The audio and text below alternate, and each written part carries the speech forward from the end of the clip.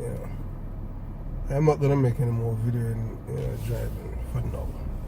But after address a little issue in regards to what the Prime Minister had done at the Police Federation.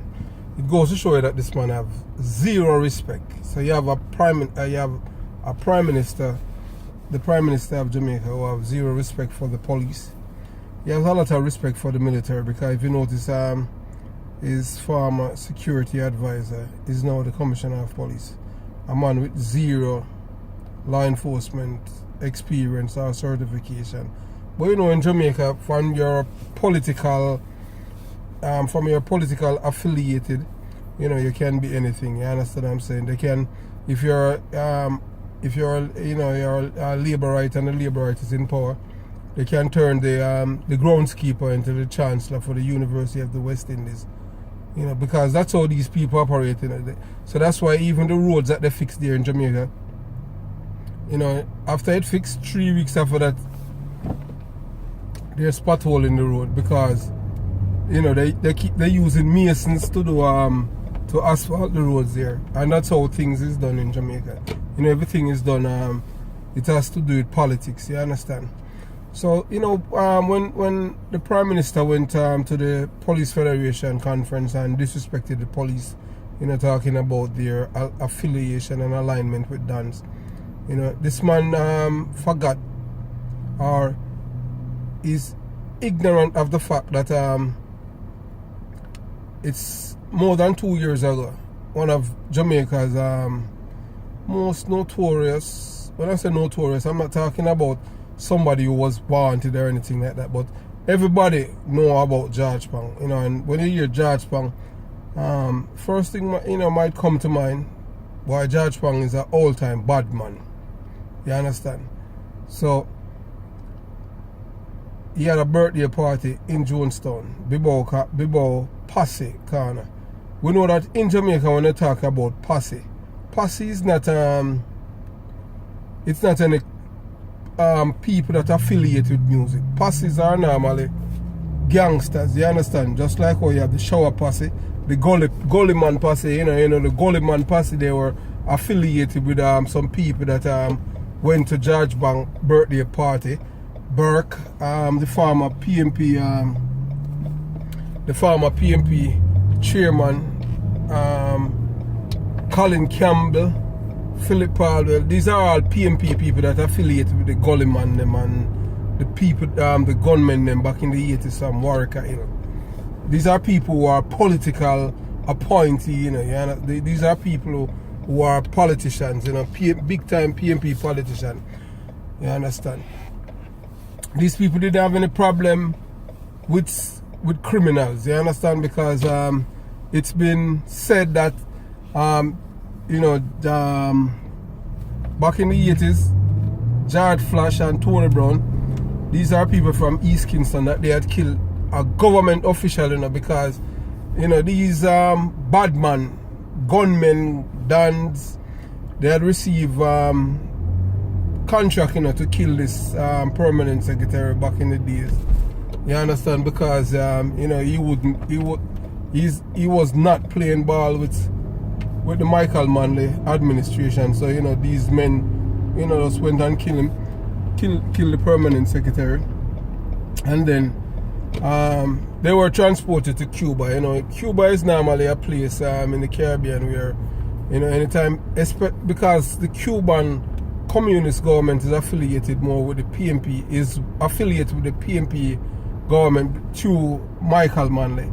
So these wanted men were in Cuba until in time the PMP came back to power with Michael Manley. These two men, you know, wanted for murder.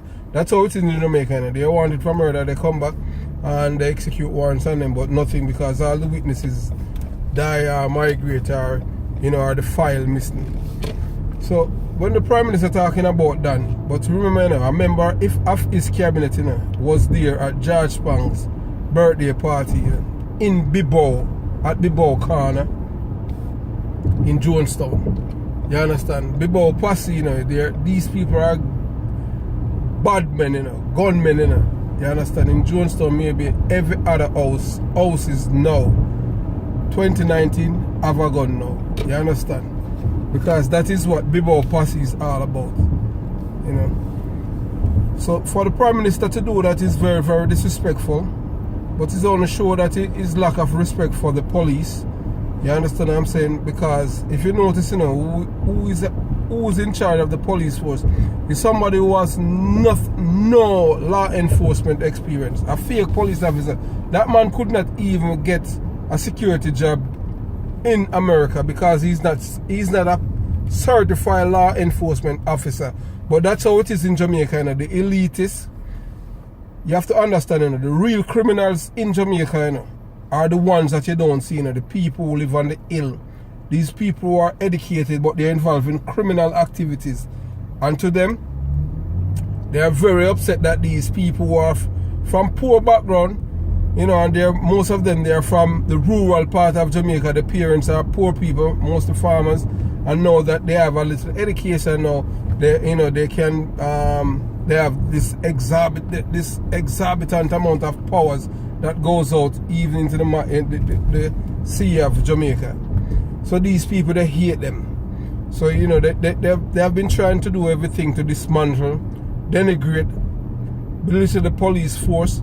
And they have been doing it from I was a little boy growing up in Jamaica, because that's all, from I've been growing up, the media have never ever reported anything good about the police. Everything is always something bad about the police.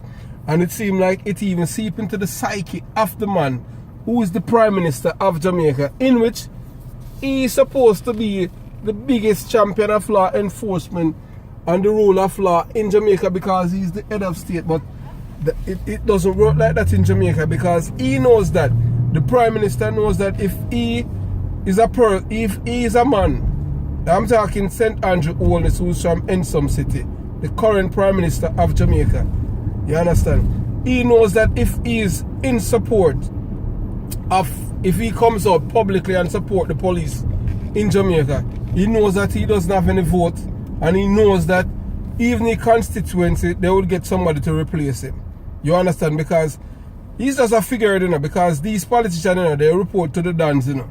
Because if you remember, you know, it's same, the former Prime Minister that he took over from, Bruce Golding, remember, you know, it was him, you know, who says that it was him that Dudos determined that he's supposed to be the member of parliament of Kingston West. You understand? Which is Western Kingston, where Tivoli Garden is. He was selected, handpicked by Dudos. He's convicted now and in prison in America. In which Jamaican police, this man was untouchable there, because he have the backings of the people who live on the hill. When I say the people on the hill, most of them, they are not dark people. These are people who have lighter complexion, and they don't have, you know, they are not really of African descent. Some of them, you understand? Or most of them, I should say. These are the real corruptors in Jamaica, you know. They hate police. You know, even if a police officer stops some of them and give them ticket, the police officer who give them a ticket, he's transferred because they have access to the commissioner of police. And when you're talking about corruption, the corruption is really from up there, and it just flows right down. You understand? But yet still these people they are the paragon of virtue and pretend like they're holy and thou. And they are the real criminals. Because if you go back and look, when they found how many bullets, thousands of illegal ammunition, it wasn't in the ghetto, you know, it was found uptown. You understand? So, you know, the Prime Minister, we have a Prime Minister who hates, both political party hates the Jamaican police. You understand? You know, the soldiers, they don't have any powers, because soldiers are supposed to, you know, a time of war.